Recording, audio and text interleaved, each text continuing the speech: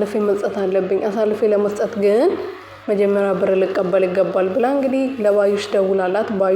ለባዩሽ ደውላ እንግዲህ እርግብ እኔ ጋር ናት፣ እርግብን ማግኘት ከፈለግሽ 50 ሺህ ብር አምጪ ብላ ጠይቃት ነበረ። እኔ ደግሞ ለአንቺ አይነቱ ልፍስፍስ ሴት ምንም እንትን የምልበት ጉዳይ የለም፣ ቀጥ ብለሽ ንገሪኝ ብላ ስታስፈራራት ነበረ።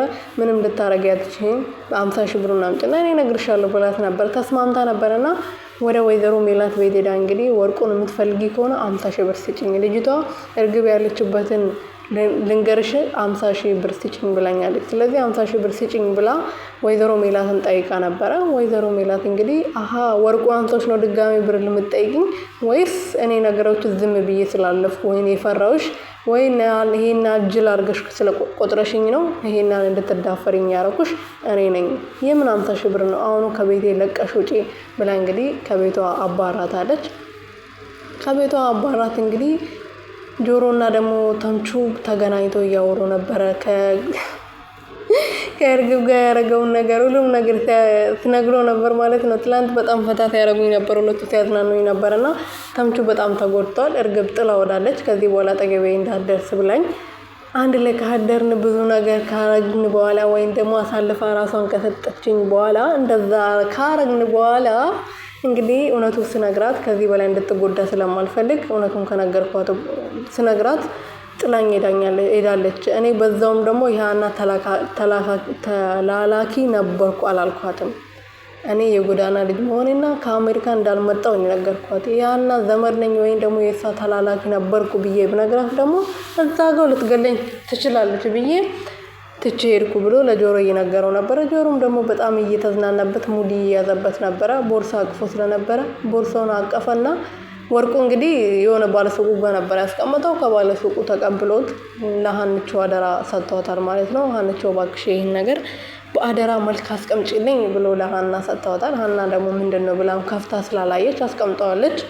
ጆሮ እንግዲህ ጆሮና ተምቹ ተስማምቶ እርግብን እንድታጣ ያስደረገች እቺ ሴት ናት። እርግብ ምንም ጥፋት የለባትም። ምንም ሳታገዝ ነገር ውስጥ ገብታ ከማንም በላይ እየተሰቃየች ያለችው እሷ ናት። ስለዚህ እርግብና ሀናን ከዚህ ነገር ማውጣት አለብን ብሎ ተስማምቶ አውርቶ ባዩሽን ለፖሊሶች አሳልፈን መስጠት አለብን ብሎ እንግዲህ ተነጋግሮ ነበረ። መጀመሪያ ላይ ደግሞ ወይዘሮ ሜላት እንግዲህ ለምላሴ ተናግራ ነበረ። ምላሴ ደግሞ በጣም ተናዶ እንዴት እንደዚህ ታረጊያለሽ?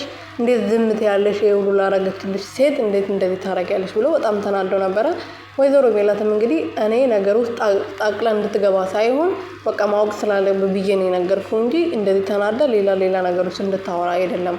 እኔ በቃ የምፈልገውን ነገር ነው ያደረኩት፣ በእኔ ውሳኔ ደግሞ እንድትገባ አልፈልግም ብላ ከልክላው ነበረ። እሱም እሺ ብሎ ነበር።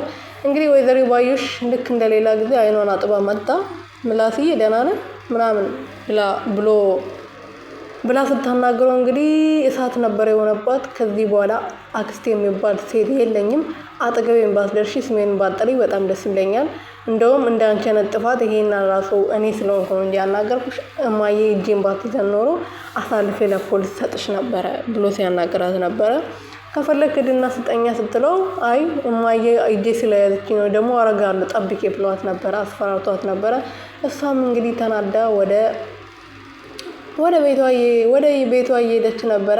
ፖሊስ ጆሮና ደግሞ ተምቹ ተስማምተዋል ነበር ብያችሁ ነበረና ለፖሊሶች አሳውቆ ነበረ።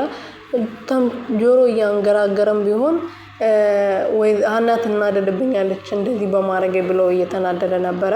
ግን እንደዛም ሆኖ ተምቹ ደግሞ ወደ ኋላ የምትመለስ ከሆነ ከአጠገቤ ሄድ፣ እኔ የፈለኩትን ማድረግ እችላለሁ፣ ከዚህ በኋላ ያንተ ምክር አያስፈልገኝም ብሎ ሲናደድ እንግዲህ እኔ ማታዙን ደግሞ ወይም ደግሞ መጠቆሙን እንተዋለን እያልኩ አይደለም። ስለዚህ እንሄድና ሀና እንዳትናደድብኝ ወይም ደግሞ እናትዮ ስለተወች ትናደድብኛለች ብዬ ስላሰብኩ ነው እንጂ እኔ እሷ ሴትዮዋ ብትያዝ ደስ ይለኝ ነበር። በዛ ደግሞ ልጁ ምንም ማቅ ምስኪን ልጅ በሷ ምክንያት ሞተዋል። ስለዚህ ያናና የእርግብን ዝጋ ታውና ያናና የእርግብን ችግር ወይም ደግሞ ያናና የእርግብን ጉዳት ዝጋ ታውና የዛ የምስኪን ልጅ የጎዳና ልጅ የሚኖረው ልጅ የሞተውን ነፍስ ማሰብ አለበት ዝጋ ብሎ ተምቹ ተናግሯል ማለት ነው። ተምቹ አላዚውማ ጆሮ እንግዲህ እንደዛም ሆኖ እያንገራገረም ቢሆን ሄዶ ጠቁሟል ማለት ነው። ከዛ በኋላ እንግዲህ ባዩሽዬ ወደ ልጅቷ ማለቴ ከእርግብ ጋር የምትኖረው ልጅ እርግብ በጣም ቤት ውስጥ ስትገባ ወርቁን እየፈለገች ቤቱን በአንድ እግሯ ቆመው ነበረና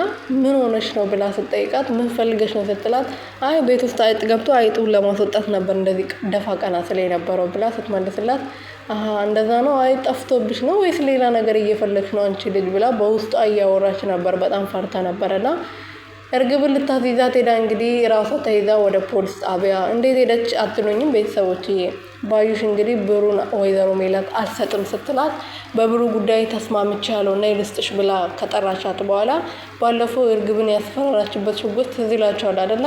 እሱን ይዛ ነበር ሄደችና በሽጉጡ ልታስፈራራት እዛ ሄዳ ልክ ሽጉጡን አውጥታ ልጅቷ ላይ ስትደቅንባት ልጅቷ ደግሞ ያው አንዳንዴ እናንተ እነዚህ ሴተኛ ዳሪ ምናምን የሚባሉ ሴቶች በቃ የነገ ተስፋ ምናምን ስለሌላቸው ምንም ነገር ቢደረጉ ያኑ ነው በቃ ጀግና ናቸው ታውቃላችሁ አይደለ? ምክንያቱም ምንም በቃ ነገ የሚኖርለት ነገር የለም ምናምን ብሎ ተስፋ ስለቆረጡ የዛሬውን ህይወት ብቻ ስለማየው ማለት ነው።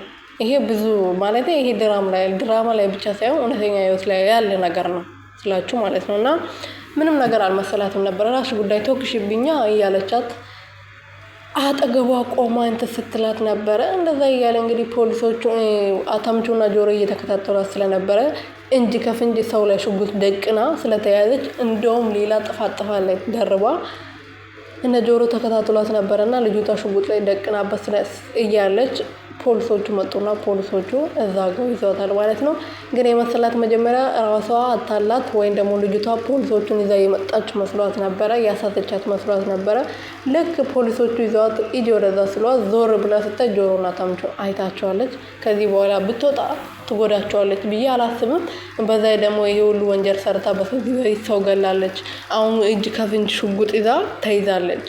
ገባችሁ? ስለዚህ እንደዚህ በቀላሉ ይለቋታል ብዬ እኔ እንጃ አላስብም። ከለቀቋት ግን ተምቹና ጆሮን አትለቃቸው። ምክንያቱም አይታቸዋለች እንዴት ስታያቸው እንደነበረ ማለት ነውና እንደዚህ በቀላሉ ይለቋታል ብዬ አላስብም። በዚህ አጋጣሚ ደግሞ ያንንም የእርግብም ነገር ይመሰከራሉ ብዬ ተስፋ አደርጋለሁ። እርግብ በዚህ አጋጣሚ ትወጣለች። ከዛ ፖሊስ ጣቢያ ትሄድና ምን እንደተደረገ ትናገራለች። ስለዚህ ፊልሙ በቅርቡ ያልቃል ማለት ነው። ለማንኛውም በጣም ደስ ብሎኛል ባዩሽ ስለተያዘች። ወይዘሮ ሜላት እንደዛ ችላ ስትል እሷ ወርቋን እስከምታገኝ ድረስ ብቻ ነበረ ጸባይ የገዛችው እንጂ ወርቋን ካገኘች በኋላ ዞር ብላ ማታየትም ነበር። ዞር ብላ ማለት ነው።